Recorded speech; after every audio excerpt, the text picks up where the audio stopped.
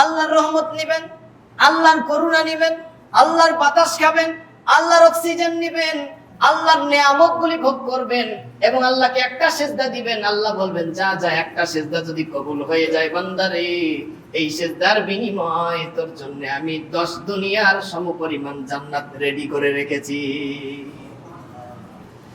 আমরা সর্বপ্রথম মহান আল্লাহ সুবহানাহু ওয়া তাআলার দরবারে শুকর আদায় করতেছি, যিনি আমাদেরকে অত্যন্ত মায়া করে, মোহাব্বত করে, ভালোবেসে দুনিয়াবি সমস্ত কাজ থেকে ফারেক করে সুস্থতার সাথে, হায়াতের সাথে, বন্দিগের নিয়তে মসজিদে আসার, খুতবা শোনার এবং আমাকে বলার যে মাবুদ তৌফিক দান করলেন, আমরা সেই মহান আল্লাহর দরবারে শুকর আদায় করতেছি।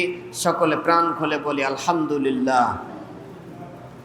দরুদ আর সালাম বর্ষিত হোক সেই পেয়ারা হাবিবের উপর, যাকে কেন্দ্র করে আকাশ, জমিন, চন্দ্র, সূর্য, গৃহ, তরুলতা যা কিছু আছে আকাশে জমিনে, আরশ, কুরসি, লৌহ কলম, যার উদ্দেশ্যে, যার নিয়তে, যাকে কেন্দ্র করে সৃষ্টি করা হয়েছে, সেই মহান নেতা, মহামানব, সাইয়্যিদুল মুরসালিন, খাতামুন নবিয়্যিন, রাহমাতুল লিল আলামিন, জনাবে মুহাম্মদুর রাসূলুল্লাহ। সকলে বলি সাল্লাল্লাহু আলাইহি ওয়াসাল্লাম।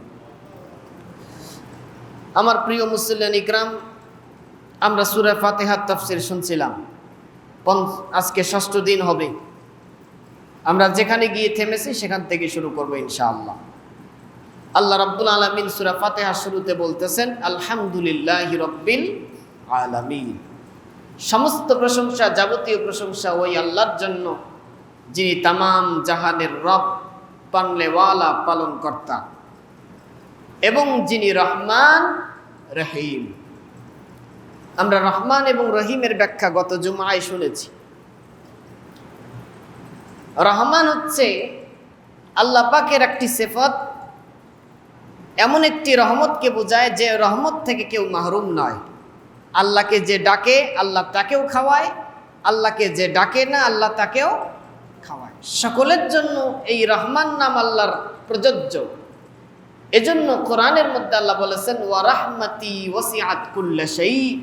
আমার রহমত দিয়ে পুরা গোটা জগৎকে ঘিরে রাখা হয়েছে, আমার রহমতের বাইরে কোনো কিচ্ছু নাই। ফেরাউন 400 বছর রাজত্ব চালিয়েছে। এই 400 বছরের মধ্যে পুরা জীবনটা সে আল্লাহর রহমতে ছিল। আবু জাহাল, উতবা, সাইবা, আবু লাহাব তার রহমতেই ছিল। আল্লাহ তাদেরকে শাস্তি দেন নাই। কখন শাস্তি দিয়েছেন? যখন শাস্তির সময় এসেছে। আল্লাহ পাক কোরআনের মধ্যে বলেছেন, ইন্না বাতশা রাব্বিকা লাশাদীদ। তোমার রবের পাকড়াও বড় কঠিন, কিন্তু পাকড়াওটা আল্লাহ সময় মতো করেন, সময় মতো করেন। আরেকটি নাম হচ্ছে রহিম। এটা হচ্ছে লিল মুমিনিনা ইলা ইয়াউমিল কিয়ামা। এই রহিম নামটা আল্লাহ মুমিনদের জন্য শুধুমাত্র করবেন কিয়ামতের দিন, অন্য কারো জন্য না।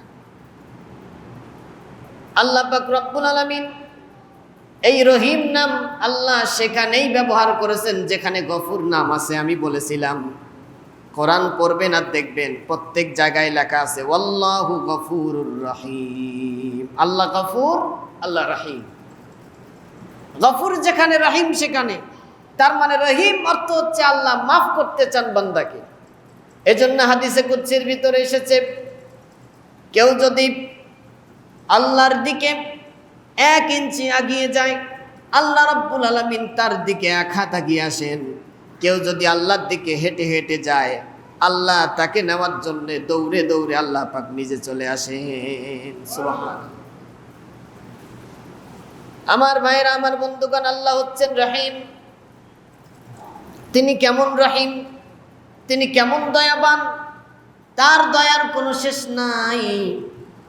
তিনি দয়া করেই মানুষকে জান্নাত দিবেন, তার দয়া ছাড়া কেউ জান্নাতে যেতে পারবে না। সুবহানাল্লাহ। মুসলিম শরীফের হাদিস, আল্লাহর নবী বলেন,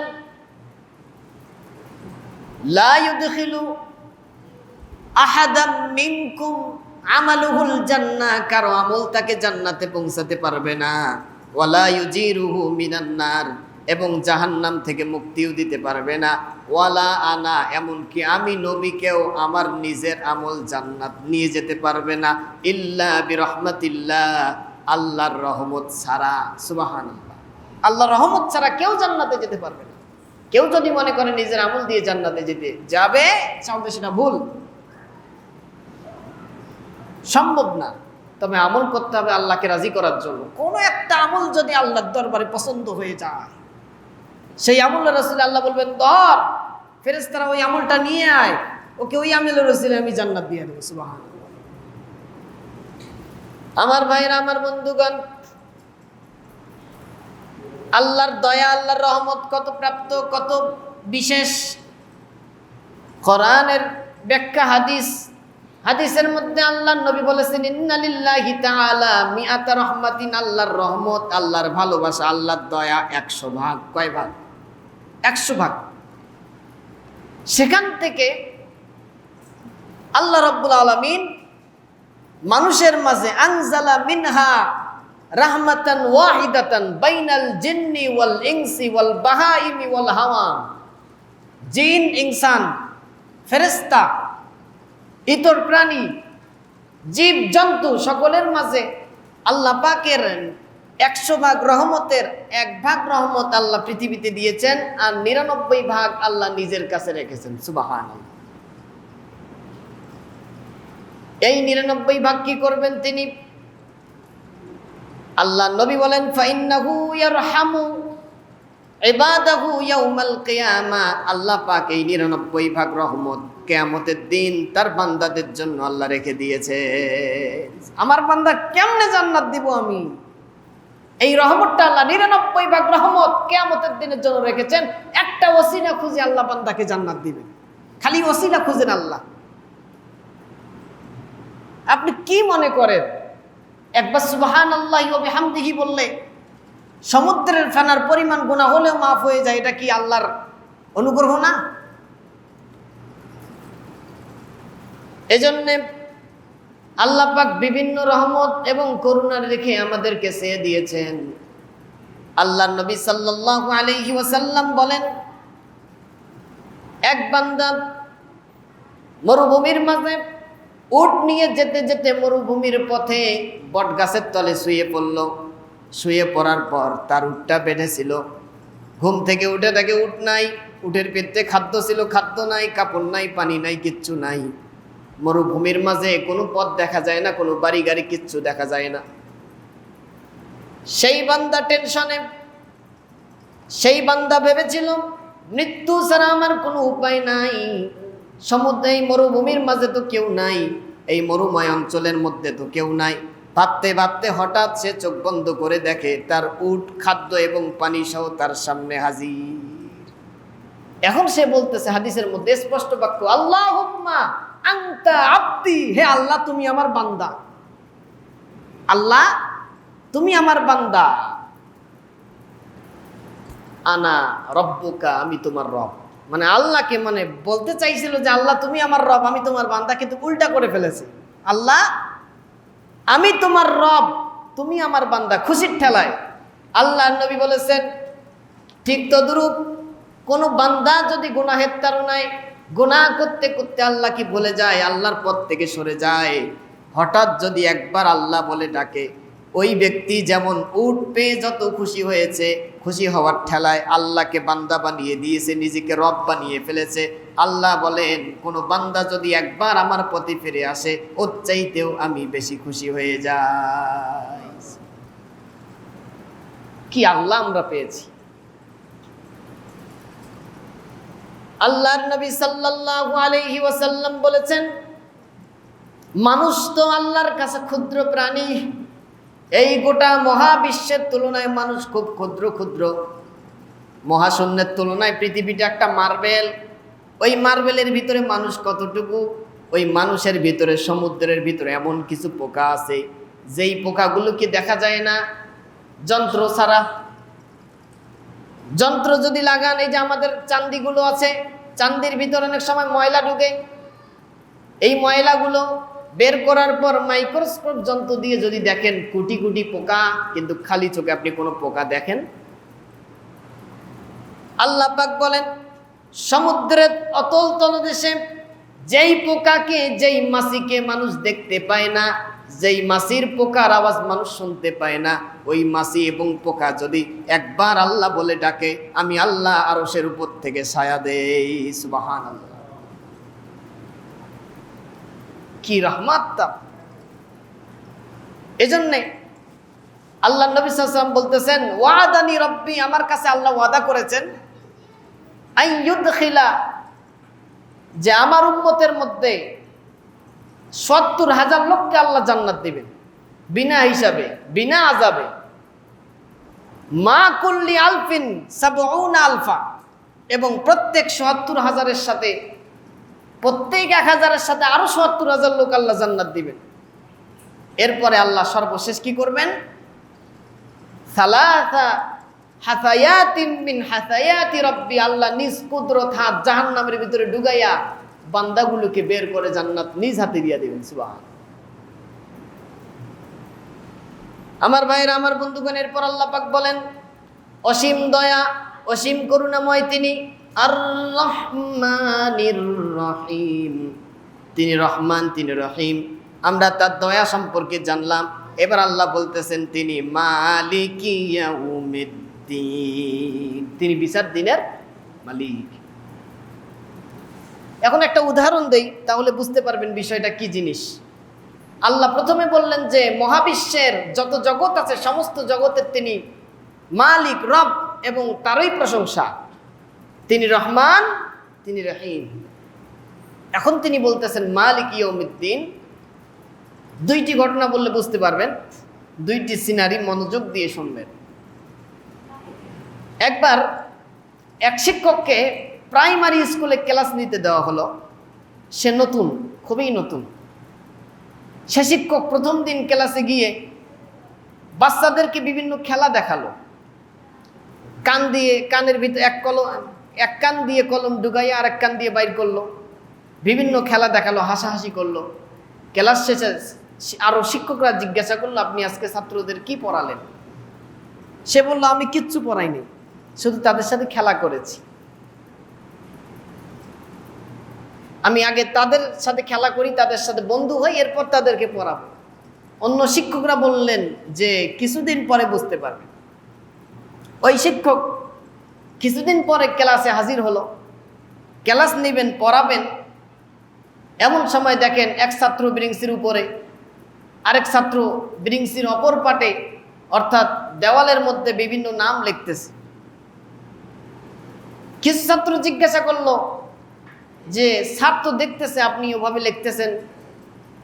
সে বলল, উনি কিছু বলবে না, উনি আমাদের বন্ধু হয়ে গেছে, তার দিকে তাকিয়ে লিখতেছি। সে পড়াতে চায় কিন্তু পড়ে না। সে বলে যে ওই খেলাটা দেখাও, এই খেলাটা দেখাও। তার কারণটা হচ্ছে কি, মানে মায়াটা, দয়াটা এত বেশি হয়ে গেছিল, এই দয়ার এবং মায়ার তারা সুযোগ নিয়েছে। আরেকটি উদাহরণ দিলে আরো ভালো বুঝতে পারবেন। এক মালিক তার দাসকে বলল যে তোমাকে আমি ক্রয় করলাম, আমার কথা মতো তোমাকে শুনতে হবে। আমি তোমাকে একটা আদেশ দিব, একটা সার্কেল দিচ্ছি, এই সার্কেলের বাইরে তুমি বের হবে না। একটা সার্কেল দিল যে তুমি এর ভেতরে যা ইচ্ছা তাই করবে, কিন্তু এর বাইরে তুমি বের হবে না। সে ঘুরে ঘুরে অনেকদিন পর উষ্টা খায়া সার্কেলের বাইরে সে পড়ে যায়। সে পিছন দিকে তাকিয়ে দেখে, হ্যাঁ, মালিক বসে আছে চেয়ারের ভিতরে, চেয়ারের উপরে। সে ভয় পেয়ে সাথে সাথে ভিতরের মধ্যে চলে আসলো, গ্যালারির মধ্যে। কিছুদিন যাওয়ার পর সে এখন এক পা গ্যালারির বাইরে দেয়, এক পা ভিতরে। আবার মালিককে দেখে যে মালিক কিছু বলে নাকি। এভাবে কিছুদিন যাওয়ার পর সে সার্কেলের একবারে বাইরে চলে গেল, চতুর্দিকে ঘুরে আর মালিকের দিকে তাকায়। কিছুদিন যাওয়ার পর ওই সার্কেলের এরিয়ার মধ্যে তাকে পাওয়া যায় না। অনেকদিন পর মালিকটাকে ডাক দিলেন, আচ্ছা, তোমাকে তো আমি গোলাম হিসাবে ক্রয় করেছিলাম, তোমার সাথে প্রথম দিন আমার কি কথা হয়েছিল? সে বলল, আপনি তো আমাকে এই সার্কেলের বাইরে যেতে মানা করছিলেন, তা এটা তো তেমন কিছু বিষয় না। এবার মালিক বলতেছে যে আমি তোমাকে কিছু বলি নাই, তুমি আমার দয়ার সুযোগ নিয়েছো, মায়ার সুযোগ নিয়েছো। আজকে তুমি কয়বার সার্কেলের বাইরে বাইরে বের হয়েছো আমি লিখে রেখেছি, তুমি 6504 বার বের হয়েছো। আজকে প্রত্যেকবারের বিনিময়ে আমি তোমাকে একটা করে চাবুক মারব। তো এতদিন দয়া দিয়েছেন, ছেড়ে দিয়েছেন, এই দয়ার যখন মানুষ সুযোগ নেয় তখনই শাস্তির প্রশ্ন আসে। আল্লাহর দয়ার ভিতরে থাকতে হবে, কিন্তু তার দয়ার সুযোগ নিয়ে আল্লাহর সীমা অতিক্রম করা যাবে। প্রথম দিন গুনাহ করলেন, মসজিদে এসে কান্নাকাটি করলেন, তওবা করলেন, আল্লাহ আর ভুল করব না, কিন্তু রাত না কাটতেই পরের দিন গিয়ে আবার একই গুনাহ শুরু করলেন। তা আল্লাহ মাফ করে দিয়েছেন, আল্লাহ তো গফুরুর রহিম।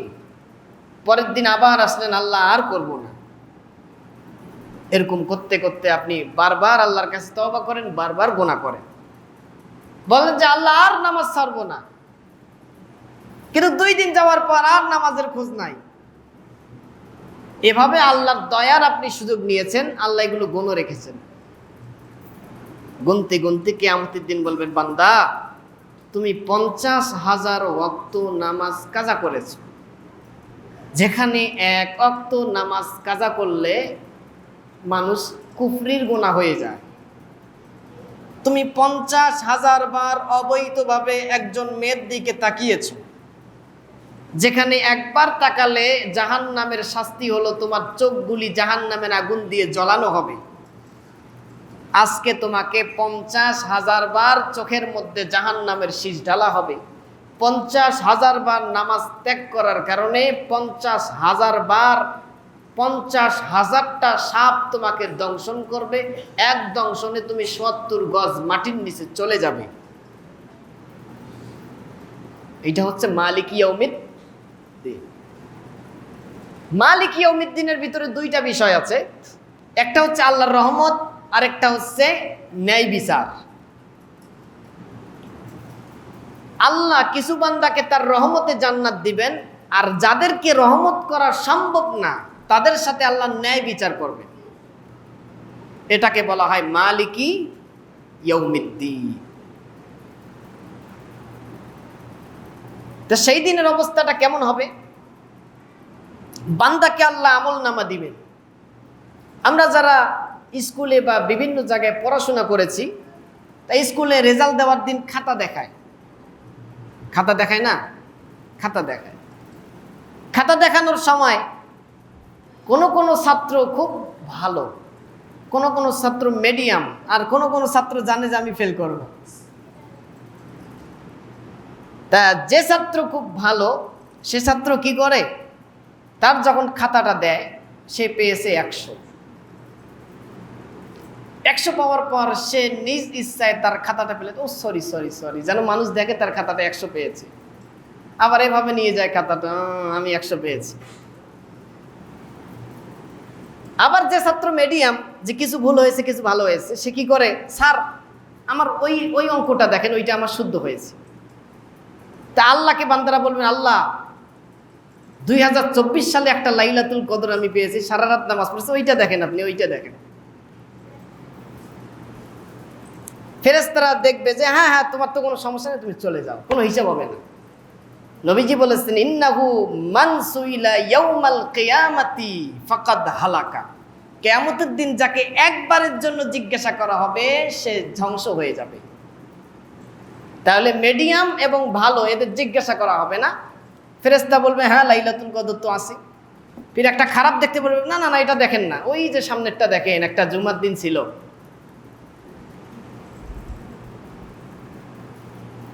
এভাবে সে দেখাবে।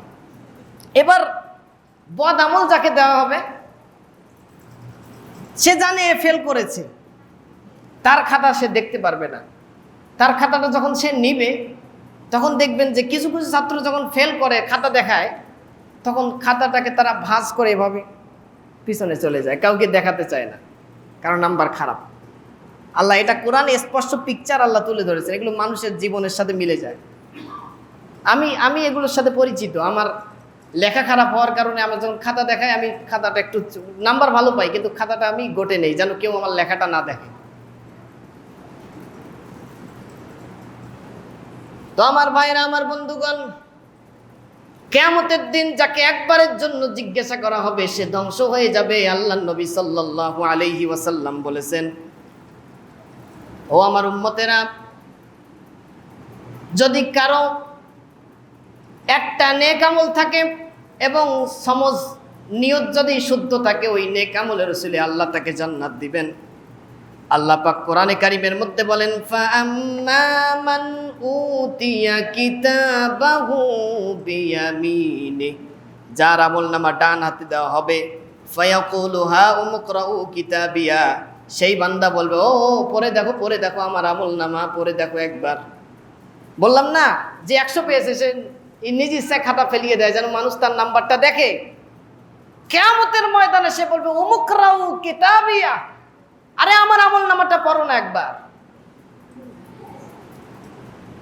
তো আমল নামা সে দেখাবে এবং সে বলবে, ইন্নী যানানতু আন্নী মুলাকিন হিসাবিয়া, আমি আমার হিসাব যে হবে সেই ধারণা করেছিলাম, এই অনুযায়ী পৃথিবীতে আমল করেছি, এই জন্য আল্লাহ আজকে আমাকে জান্নাতের সার্টিফিকেট দিয়েছেন। সুবহানাল্লাহ। আবার যে ব্যক্তিকে বাম হাতে আমল দেওয়া হবে, ওয়াম্মা মান উতিয়া কিতাবাহু ওয়ারাআ যাহরি, আল্লাহ রাব্বুল আলামিন বলেন, যার আমলনামা বাম হাতে দেওয়া হবে, পিছন দিক থেকে তার আমলনামা বাম হাতে দেওয়া হবে।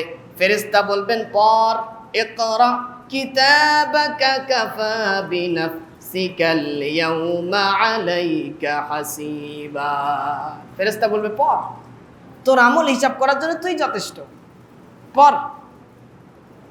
সে ব্যক্তি পড়তে পারবে না, তখন ফেরেশতারা কি করবে, তার মাথাটাকে মস্কে দিয়ে পিছন দিকে ঝুলিয়ে দিবে, পড়বে এবং সে বলবে যে আমার কৃতকর্মের কারণে আমি দায়ী। ওয়ালাম মাদরি মা হিসাবি, আমার যদি আজকে আমলনামাটা নাই দেওয়া হতো। সবার সামনে যখন কোনো ছাত্র ফেল করে এবং সেটা ঘোষণা করা হয়, তখন তাকে কেমন লাগে? ঠিক তদ্রূপ সে বলবে, ওয়ালাম মাদরি মা হিসাবিয়া, আমার হিসাব যদি আমি নাই জানতাম।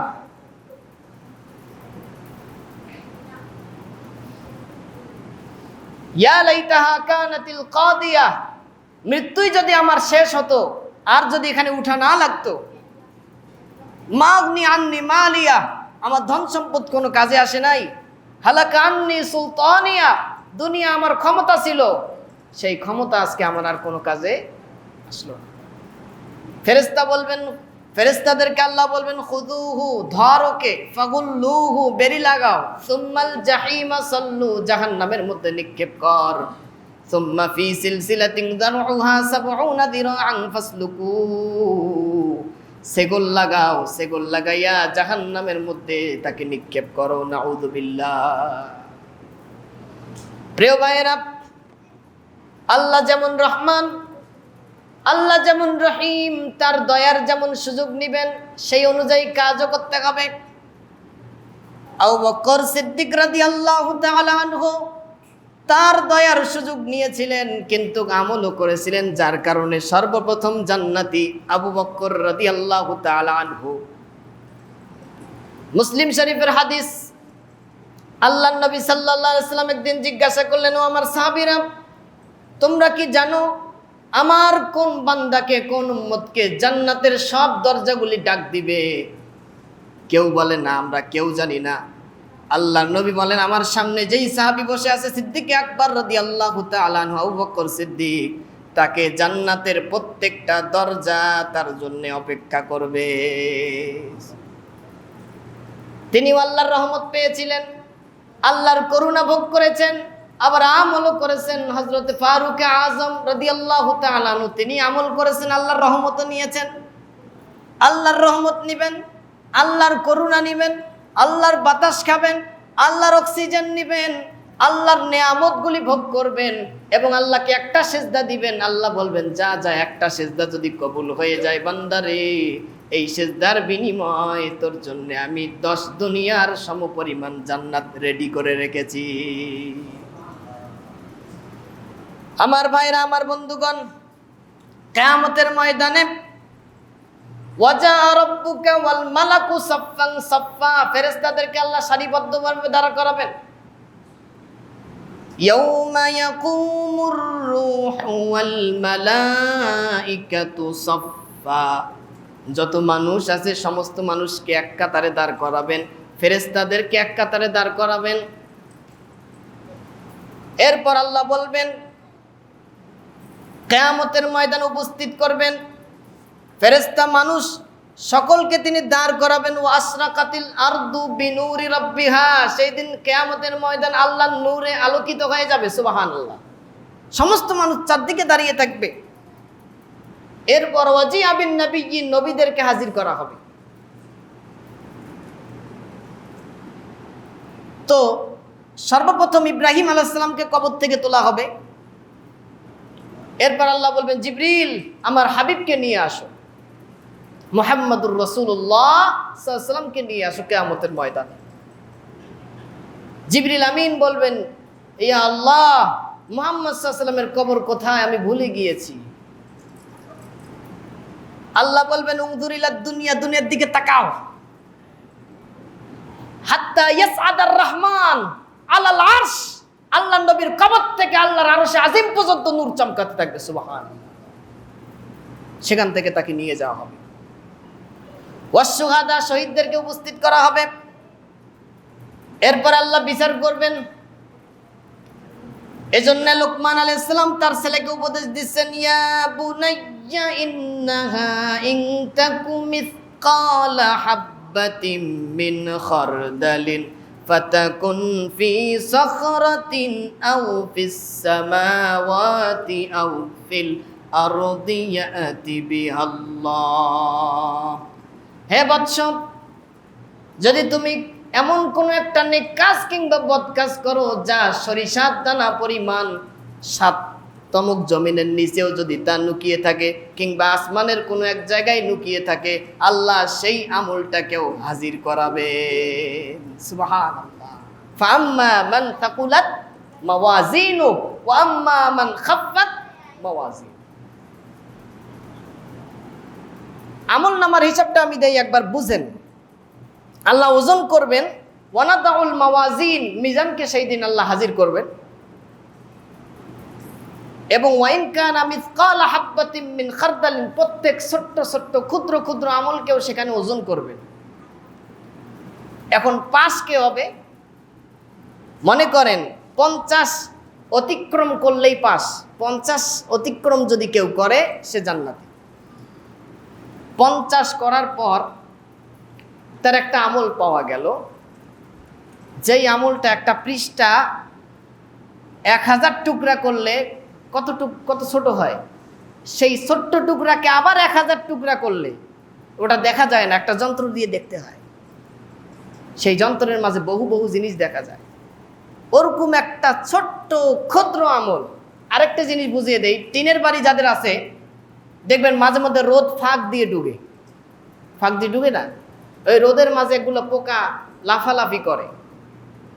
কিংবা ব্যাডমিন্টন যারা খেলেছেন, লাইট জ্বলালে এগুলো পোকা লাফালাফি করে। ওই পোকার চাইতেও ক্ষুদ্র যদি কারো আমল থাকে, সেই আমলটা যদি 50 সামথিং হয়ে যায়, তাহলে সেই ব্যক্তিকে বলা হবে উদখুলিল জান্নাহ, জান্নাতে চলে যাও। সুবহানাল্লাহ। এটাই হচ্ছে ফাম্মা মান থাকুলাত মাওয়াজিন, যার আমলের পাল্লা ভারী হয়ে যায়। এখন আমলের পাল্লা ভারী করার উপায় হচ্ছে 2টা। কয়টা? 2টা।